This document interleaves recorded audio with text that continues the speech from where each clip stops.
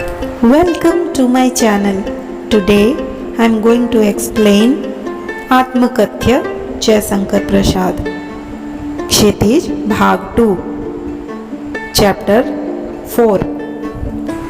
यह आत्मकथ्य लिखने के पीछे क्या कारण था और यह कब लिखा गया, इसके विषय में भी थोड़ा जानते हैं। प्रेमचंद के संपादन में हंस पत्रिका का एक आत्मकथ्य विशेषांक निकलना तय हुआ, जिसमें प्रसाद जी के मित्रों ने आग्रह किया कि वे अपनी आत्मकथा लिखें, पर प्रसाद जी इससे सहमत नहीं थे और इसी असहमति के तर्क से पैदा हुआ इस आत्मकथ्य। यह कविता पहली बार 1932 में हंस के आत्मकथा विशेषांक में प्रकाशित हुई थी। छायावादी शैली में लिखी गई इस कविता में जयशंकर प्रसाद ने जीवन के यथार्थ एवं अभाव पक्ष की मार्मिक अभिव्यक्ति की है। छायावादी सूक्ष्मता के अनुरूप ही अपने मनोभावों को अभिव्यक्त करने के लिए जयशंकर प्रसाद ने ललित, सुंदर एवं नवीन शब्दों एवं बिंबों का भी प्रयोग इसमें किया है। इन्हीं शब्दों एवं चित्रों के सहारे उन्होंने बताया है कि उनके जीवन की कथा एक सामान्य व्यक्ति के जीवन की कथा है। इसमें ऐसा कुछ भी नहीं है जिसे महान और रोचक मानकर लोग वाह वाह करेंगे। कुल मिलाकर इस कविता में एक तरफ कवि द्वारा यथार्थ की स्वीकृति है तो दूसरी तरफ एक महान कवि की विनम्रता भी झलकती है। तो आइए अब इसकी व्याख्या करते हैं। मधुप गुनगुना कर कह जाता कौन कहानी यह अपनी, मुरझाकर गिर रही पत्तियां देखो कितनी आज घनी। यह यहाँ पर कवि ने अपने मन को भंवरे की संज्ञा दी है, जो गुनगुना कर पता नहीं क्या कहानी कह रहा है। वह यह नहीं समझ पा रहा है कि वह अपनी जीवन गाथा की कौन सी कहानी कहे, क्योंकि उसके समीप मुरझाकर गिरते हुए पत्ते जीवन की नश्वरता का प्रतीक है। ठीक इसी तरह मनुष्य का जीवन भी एक न एक दिन समाप्त हो जाना है। यहाँ पे इसका आशय यही है। इस गंभीर अनंत नीलिमा में असंख्य जीवन इतिहास यह लोग करते ही रहते हैं अपना व्यंग मलिन उपहास। कवि के अनुसार यह नीला आकाश जो कि अनंत तक फैला हुआ है, जिसकी कोई अंत नहीं है, सीमा नहीं है, उसमें असंख्य लोगों ने अपने जीवन का इतिहास लिखा है, जिसे पढ़कर कवि को ऐसा प्रतीत हो रहा है मानो उन्होंने स्वयं की आत्मकथा लिखकर खुद का मजाक उड़ाया है और लोग इन्हें पढ़कर उन पर हंस रहे हैं। तो वो अपनी आत्मकथा कैसे लिख सकते हैं? इसमें उन्होंने यही कहना चाहा है। तब भी कहते हो कह डालूं दुर्बलता अपनी बीती, तुम सुनकर सुख पाओगे देखोगे यह गागर रीति। यहाँ पे कवि का कहने का तात्पर्य यह है, कवि अपने मित्रों से यह प्रश्न करने के लिए बाध्य हो जाते हैं कि क्या तुम भी यही चाहते हो कि मैं अपनी जीवन की सारी दुर्बलताएं लिख डालूं, जिन्हें पढ़कर तुम लोग मेरी जीवन की खाली गगरी को देखकर मेरा मजाक बनाओ, जिसमें मेरी जीवन रूपी गगरी जो कि दुखों से भरी हुई है, कोई भी रंग नहीं है, नीरस है, ऐसी गागरी को सबके सामने खोल के रख दूं और अपना मजाक बनाऊं। इसका अर्थ यही है। किंतु कहीं ऐसा न हो कि तुम ही खाली करने वाले अपने को समझो मेरा रस ले अपनी भरने वाले। तो यहाँ पे फिर एक बार कहते हैं, जिन मित्रों ने कवि से आत्मकथा लिखने का आग्रह किया था उनसे कवि कहते हैं कि मेरी आत्मकथा पढ़कर और मेरे जीवन की गगरी खाली देखकर कहीं ऐसा न हो कि तुम खुद को मेरे दुखों का कारण समझ बैठो और यह सोचने लग जाओ कि तुम ही ने मेरी जीवन रूपी गगरी को खाली किया है।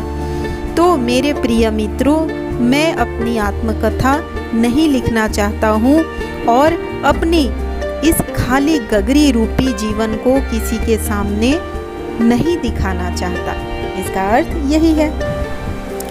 यह विडंबना, अरे सरलते तेरी हंसी उड़ाऊं मैं, भूले अपनी या प्रवंचना औरों को दिखलाऊं मैं। यहाँ पे कवि कहते हैं, कवि का तात्पर्य यही है कि उनका स्वभाव बहुत ही सरल है। समाज में उनका स्वभाव सबके प्रति बहुत ही सरल है। इसी स्वभाव के कारण उन्हें कई लोगों ने धोखा भी दे दिया है, जिनसे उन्हें कष्ट सहना पड़ा, एक बार नहीं बहुतों बार। परंतु इसके बावजूद भी कवि को अपने स्वभाव पे कोई मलाल नहीं है और वो अपनी आत्मकथा में इसका मजाक उड़ाना नहीं चाहते। ना वो अपनी भूलें बताना चाहते हैं और ना ही वो छल कपट गिनाना चाहते हैं जो उन्हें सहने पड़े हैं। जो लोगों ने उनके साथ किया है उन्हें वो नहीं बताना चाहते, अपने आप को बेबस साबित नहीं करना चाहते। उज्जवल गाथा कैसे गाऊं मधुर चांदनी रातों की, अरे खिलखिलाकर हंसते होने वाली उन बातों की।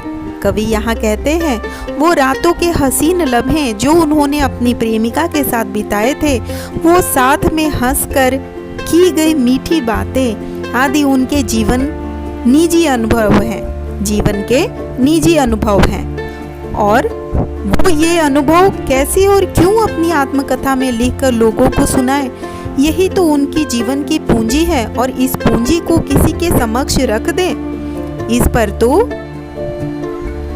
इस पूंजी पर और इस पर सिर्फ और सिर्फ उनका ही हक है। वो यही कहते हैं,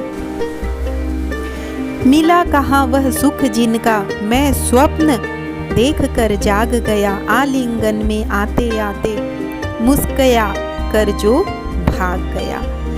तो यहाँ पे कवि कहते हैं जिन सुखों की कल्पना उन्होंने की और जिनके सपने देखकर कवि कभी कभी जाग जाता था, उनमें से कोई भी सुख उन्हें नहीं मिला।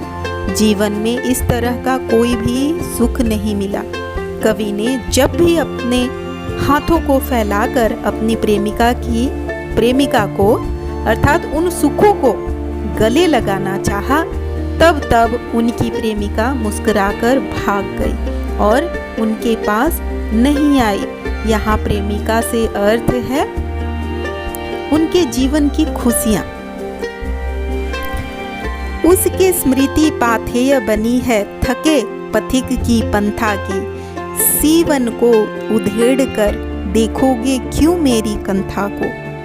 यहाँ पे कवि कहते हैं उनकी प्रेमिका के साथ बिताए हसीन पलों को याद करके आज कवि इस अकेले संसार में अपना जीवन व्यतीत कर रहा है और उनके जीवन का एकमात्र सहारा यही यादें हैं।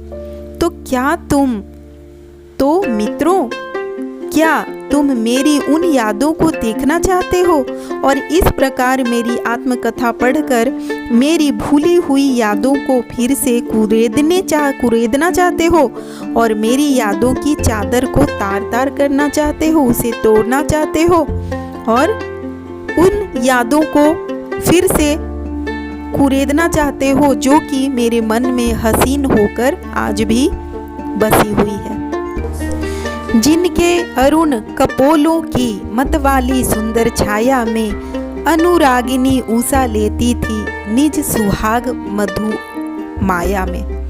यहाँ पे कवि ने अपनी प्रेमिका की सुंदरता का बखान करते हुए कहते हैं कि उनकी प्रेमिका के लाल लाल गाल इतने सुंदर थे कि ऊषा भी अपनी लालिमा उन्हीं से उधार लेती थी, मतलब बहुत ही सुंदर थी।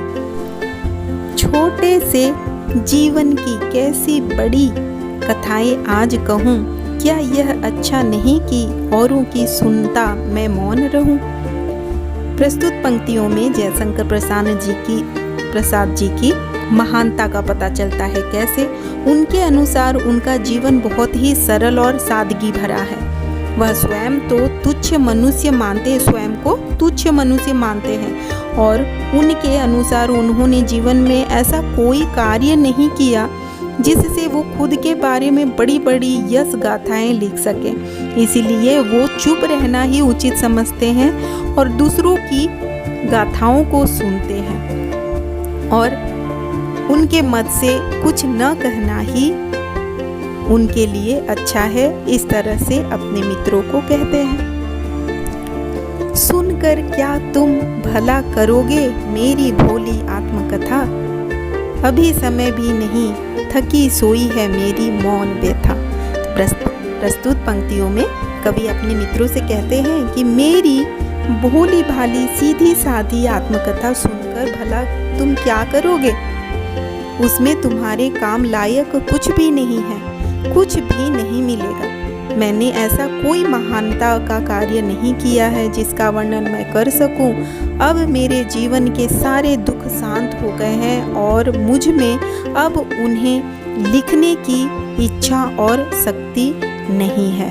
यहाँ पे कवि यही कहते हैं और इन पंक्तियों से साफ पता चलता है कि जयशंकर प्रसाद छायावादी कवि थे।